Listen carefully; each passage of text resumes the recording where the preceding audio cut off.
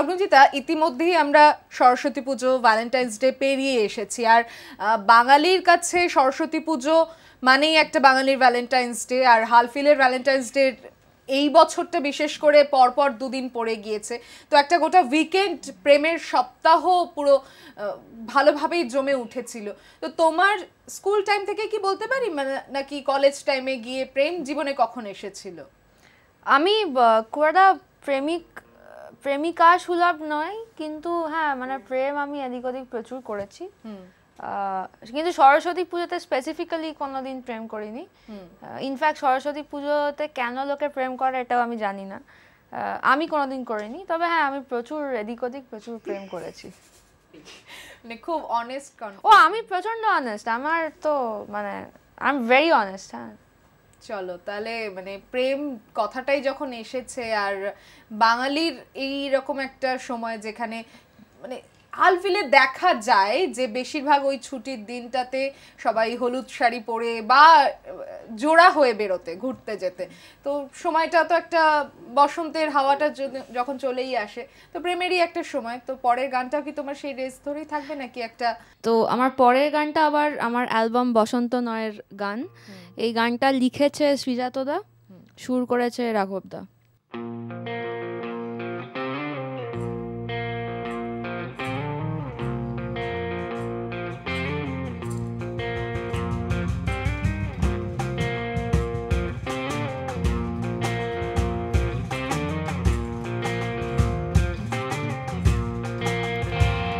সারাটা দিন ধরে তোমাকে মনে পড়ার বাহানাই খুঁজি আমি এখনো, পুরনো সব কিছুর ধুলো সরিয়ে রোজ কেন ছাই খুঁজি আমি এখনো, হাওয়া দিলে তাই ওরে মন খারাপ, সে হাওয়ার কথা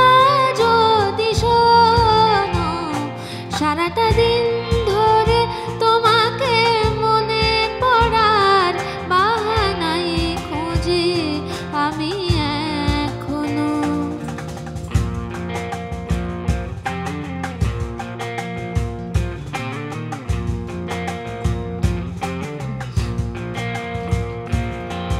মনে হয় আজও সেই রঙিন চেনা দিনগুলো তুমি ভোলনি, হয়তো চোখের রেলিংয়ে আজও ভিজছে মন তুমি তোলনি, সবই ভুল জানি তবু ভাবতে চাই, ভাবনার তো দাম নেই কোনো, সারাটা দিন ধরে তোমাকে মনে পড়ার বাহানাই খুঁজি আমি এখনো, পুরনো সব কিছুর ধুলো সরিয়ে রোজ কেন ছাই খুঁজি আমি এখনো, হাওয়া দিলে তাই ওরে মন খারাপ, সে হাওয়ার কথা যদি শোনো, সারাটা দিন ধরে তোমাকে মনে পড়ার বাহানাই খুঁজি আমি এখনো।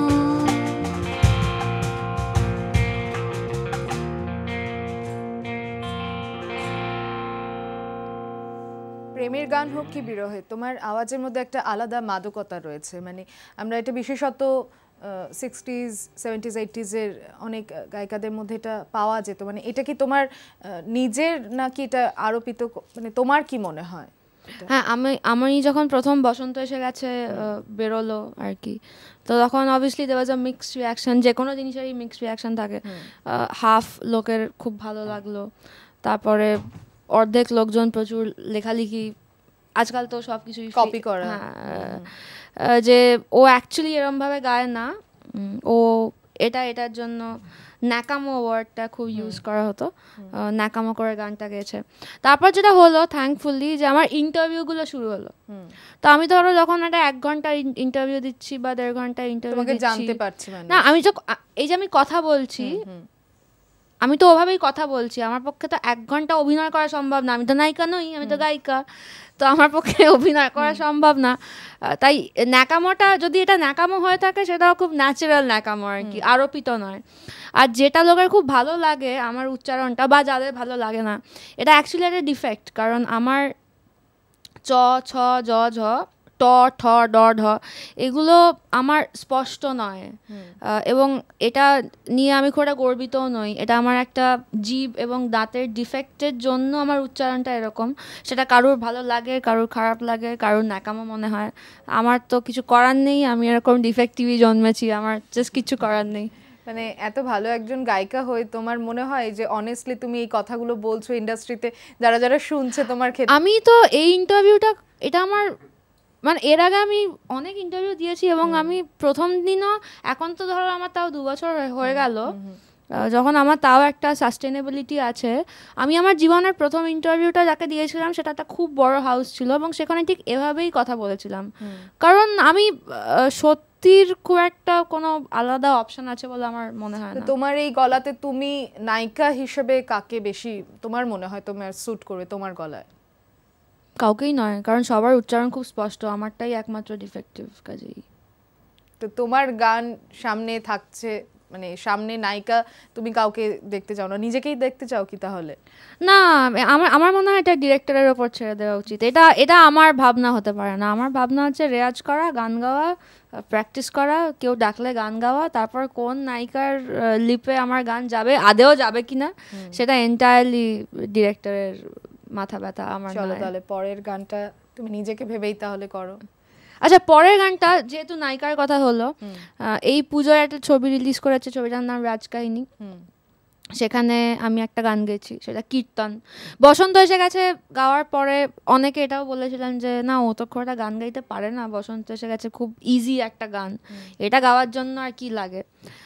তো তুমি যেটা বলছিলে যে সৃজিত মুখার্জির সাথে কাজ করতে কেমন লেগেছে, সেটার থেকে খুব ইম্পর্টেন্ট যে রিজুদা আমাকে কনস্ট্যান্টলি যেভাবে সাপোর্ট করে যায় সেটা আনবিলিভেবল। মানে কেন সাপোর্ট করে, কি করে আমি জানি না, কিন্তু আমাকে কনস্ট্যান্টলি সাপোর্ট করে যায়। এবং এই কথাগুলো রিজুদার কানেও পৌঁছেছিল যে হ্যাঁ ঠিক আছে, লগ্ন তো বসন্ত গেছে, বসন্ত তো সবাই গাইতে পারে, এটাই আর কি আছে, এটার জন্য গলা সারতে হয় না, এই না ওই না।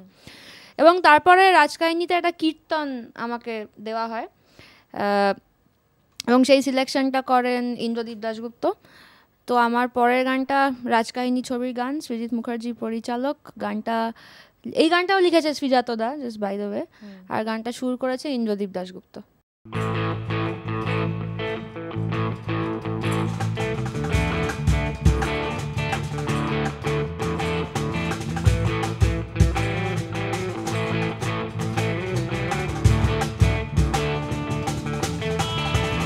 সখী রঙ্গ কতবার, সখী রঙ্গ কতবার, সখী রঙ্গ কতবার, সঙ্গে সঙ্গে চলতে কানু অঙ্গে লাগে সঙ্গ জল, সঙ্গে সঙ্গে চলতে কানু অঙ্গে লাগে সঙ্গ জল, রঙ্গ কতবার, সখী রঙ্গ কতবার, সখী রঙ্গ কতবার।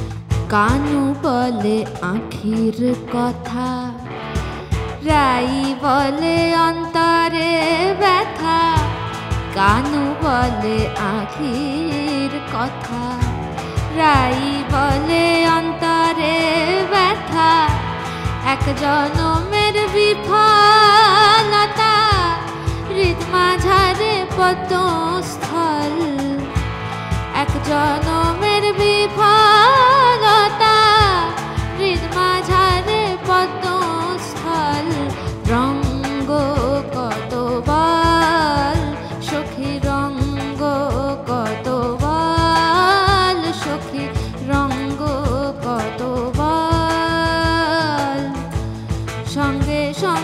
চলতে কেন অঙ্গে লাগে সঙ্গ জাল, সঙ্গে সঙ্গে চলতে কেন অঙ্গে লাগে সঙ্গ জাল।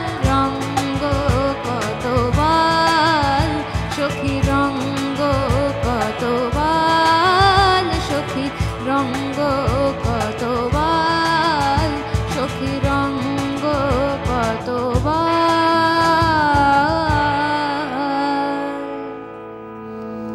অসাধারণ। রাজকাহিনীর পর এবার পরবর্তী কোন ছবিতে তোমার গান শুনতে পারবো আমরা? না, পরবর্তী কোনো ছবির জন্য আমাকে এখনো বলা হয়নি। এরকমই আরো কিছু ভালো লাগার গান থাকবে একটা বিরতির ওপারে, সঙ্গে থাকুন।